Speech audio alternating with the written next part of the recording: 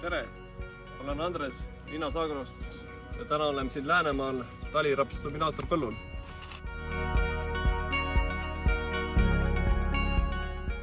Taliraps dominaator sobilik keskpäraseks hiliseks külviks ehk siis 12–25 august.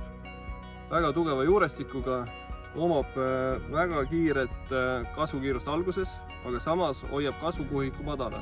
Kasvukuhik on ka kevadel hästi kompaktne, hoiab maad ligi, pigem läheb laiali, väga tugevad külgarvud ja nagu näha, siis väga tugev saagipotentsiaal. Mina kasvatan dominaatorit. Kasvata sina ka!